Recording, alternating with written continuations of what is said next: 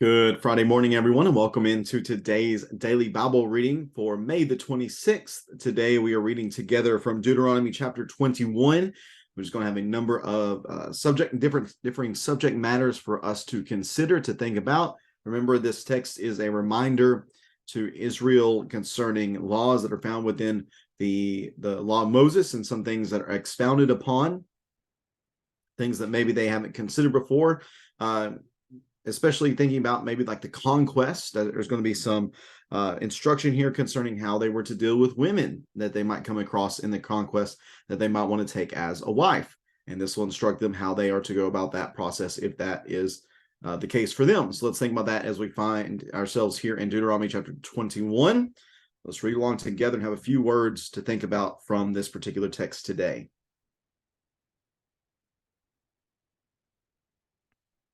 Deuteronomy 21, in verse number 1, if a murder victim is found lying in a field in the land Yahweh your God is giving you to possess, and it is not known who killed him, your elders and the judges are to come out and measure the distance from the victim to the nearby cities. The elders of the city nearest to the victim are to get a young cow that has not been yoked or used for work. The elders of that city are to bring the cow down to a continually flowing stream, to a place not tilled or sown, and they will break its neck there by the stream. Then the priests, the sons of Levi, will come forward, for Yahweh your God has chosen them to serve him and pronounce blessings in his name, and they are to give a ruling in every dispute in case of assault. All the elders of the city nearest to the victim will wash their hands by the stream over the young cow whose blood has been broken. They will declare, our hands did not shed this blood, our eyes did not see it. Yahweh, wipe away the guilt of your people, Israel, whom you redeemed, and do not hold the shedding of innocent blood against them.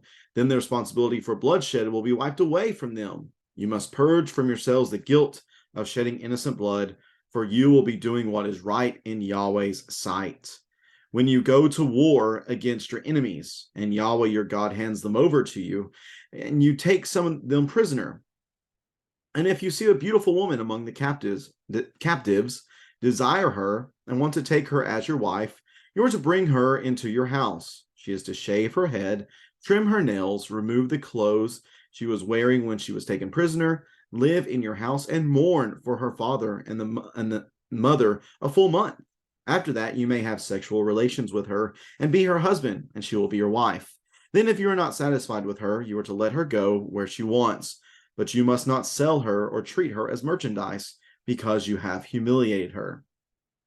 If a man has two wives, one loved and the other neglected, and both the loved and the neglected bear him sons, and if the neglected wife has the firstborn son, when the man gives what he has to his sons as an inheritance, he is not to show favoritism to the son of the loved wife as his firstborn, or the firstborn of the neglected wife. He must acknowledge the firstborn, the son of the neglected wife, by giving him 2 shares of his estate, for he is the first fruits of his virility. He has the rights of the firstborn. If a man has a stubborn and rebellious son who does not obey his father or mother and doesn't listen to them even when they discipline him, his father and mother are to take hold of him and bring him to the elders of his city, to the gate of his hometown. They will say to the elders of the city, this son of ours is stubborn and rebellious. He doesn't obey us. He's a glutton and a drunkard. Then all the men of his city will stone him to death. You must purge the evil from you, and all Israel will hear it and be afraid. If anyone is found guilty of an offense deserving the death penalty and is executed, and you hang his body on a tree, you are not to leave his corpse on the tree overnight, but are to bury him that day. For anyone hung on a tree is under God's curse. You must not defile the land Yahweh your God is giving you as an inheritance. And that is Deuteronomy chapter 21.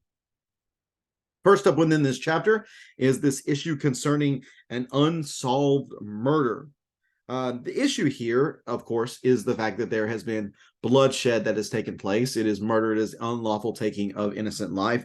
And in doing so, what we have here is the defilement of the land. The land is being defiled by this unlawful blood being shed. It reminds me a lot when anytime we see these issues concerning bloodshed, and the issues surrounding them, what it reminds me a lot of is what we see in Genesis chapter 4, where Cain killed his brother, and it says that the ground cries out on account of Abel's blood. And it's kind of the idea I'm getting here, is that the land is sacred. It belongs to Yahweh. He is giving it to the people as their inheritance for a time, and them shedding blood on it is disrespecting it. So even in this case where there is an unsolved murder, they have to do something about it. So the way they go about this is that the distance is measured from where the slain person is, and those who are in the city nearest, they gain jurisdiction basically over this incident. It becomes their issue that they have to deal with. And the way they deal with it is that by getting a young cow that is basically pure. The idea here, I think, is of any type of sacrifice, atoning sacrifice, it must be a pure, undefiled, unblemished type of animal. That's what we have here. They basically offer it, and they offer it by breaking its neck near this flowing stream of water. At that point, the priests are going to come forward, and they're going to administer these rites basically over the people.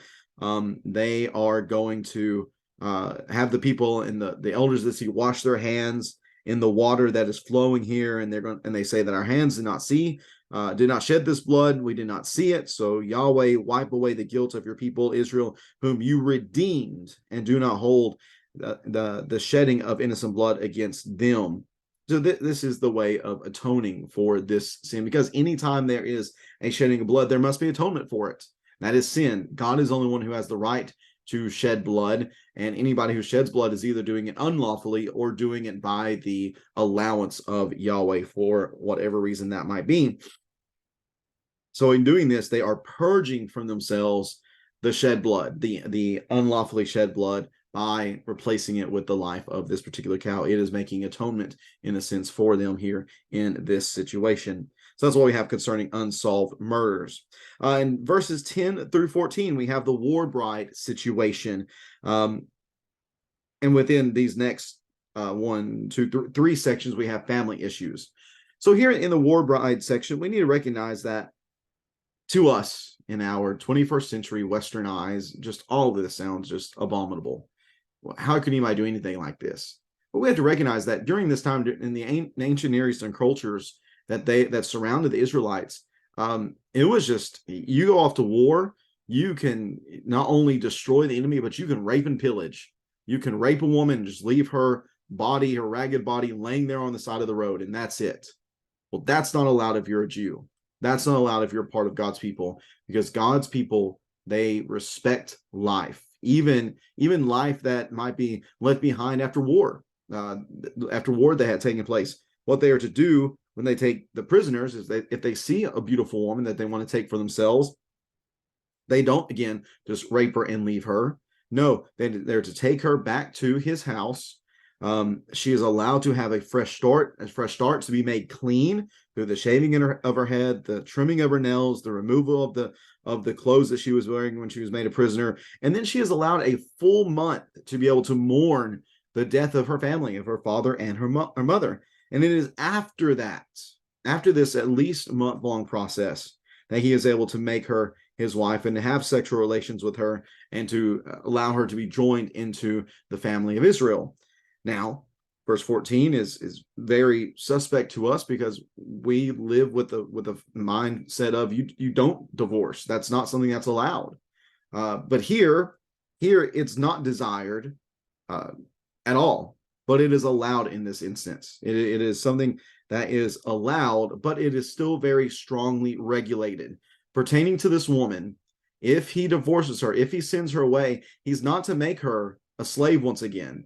He's not to treat her as if she's merchandise. No, she is actually set free and allowed to go where she wants to go. And this is because he has humiliated her. He has put her in a very difficult position, which, again, that's not God's ideal. There's many things among Israel that are not God's ideal that he allowed out of, I would say, begrudgingly allowed them to do, whether it be here whenever it comes to divorce, or whether it be concerning multiple wives that we're going to see in the next section.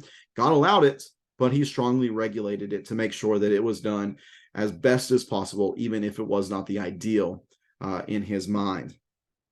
And now, talking about the polygamous marriage, where we have multiple wives, This really is the Jacob, Rachel, and Leah law. That's just plain and simple. That's what this is. This is to keep husbands from being unfair to his wives and their offspring. That it's supposed to be legitimately the law of, I believe the term is protogeniture, meaning the firstborn. That whoever is born first, they receive the blessing, as it should have been with Isaac and Jacob and Esau, as it should have been with Jacob and Rachel and Leah.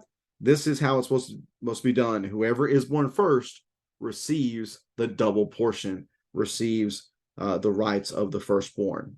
In verses 18 through 21, we see the rebellious son being described here. Now, it's important to recognize how this person is described. They are described multiple occasions as stubborn and rebellious, a son who does not obey and does not listen. What's interesting here is we have Shema used on 2 occasions, who does not Shema his father and mother, and does not Shema to them, does not obey them, does not listen to them. Remember, Shema, to Shema God is not just to hear him, but to listen and to act upon it. Here we have a son who is not doing that, who is not listening to his parents and is not properly responding to what he is listening to with his parents. Not just his mother, or excuse me, not just his father, but also his mother. We see here the mother being stressed as someone worthy of respect, which is not always the case, again, of cultures during this time. And that's what one of the things that maybe is stressed a lot within this chapter is that the law of God is so much better than the laws that governed nations surrounding Israel. God's law is the best, and it does the best for people. Now, concerning this son, again, this is not a, hey, he back-talked that one time, or, hey, we told him to clean his room, but, he forgot that time, and because he forgot to clean his room, no, he's done. That's the one chance. No, I believe this is much more so a pattern of behavior, a pattern of constant rebellion against his parents, which while they're going to take him before the elders of the city, they're going to say to him, this son of ours is stubborn and rebellious. He doesn't obey us. He's a glutton and a drunkard. That's the evidence of his rebellion, that he shows this stubbornness and this rebellion by being these two things that are bad, being a glutton and a drunkard. And if this is the case, then the men of the city are going to stone him to death. And here's this phrase that we've seen on a number of occasions: you must purge the evil from you. And all Israel, this is very interesting, all Israel will shema it, they will hear it and be afraid. It's interesting to me that there is no examples of this being done in the Old Testament as far as we can tell. Probably tells us, says two things. That means the sons were either all the children were acting on their best behavior, which we know wasn't the case, because we can even read, getting to 1 Samuel, the sons of Eli were scoundrels. They certainly would have been men who would have been worthy of this punishment, which probably goes to show that, in fact, it just wasn't carried out, which I get that. I mean, how difficult must that have been, or would that have been for any parent to get to the point where, he just doesn't listen. He's constantly rebellious. He's disrespectful toward us. He's disrespectful toward God.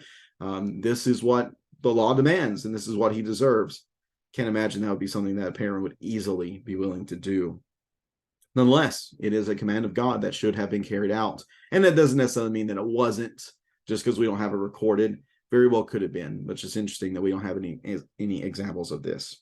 Then finally, verses 22 and 23, we have this really what is a deterrent to crime and sin, where if someone did something worthy of death, then they would be hung on a tree, basically for others to see, to say, hey, this is what happens if you disobey the law of God. If you rebel against him, this will be your punishment. But even if that is done, they were not to leave it hanging up overnight. So they were to take it down and to bury it that day, because anyone hung on a tree is under God's curse. Now, does that mean that they are cursed, therefore hung on the tree, or are they cursed because they were hung on the tree? Grammatically, it can go either way, but you can probably lean either way, depending on the way you see it. But again, this is tied into defilement of the land. You must not defile the land Yahweh your God is giving you as an inheritance. We actually see this on a number of occasions playing out in Joshua 8 and 10, and also 2 Samuel chapter 21.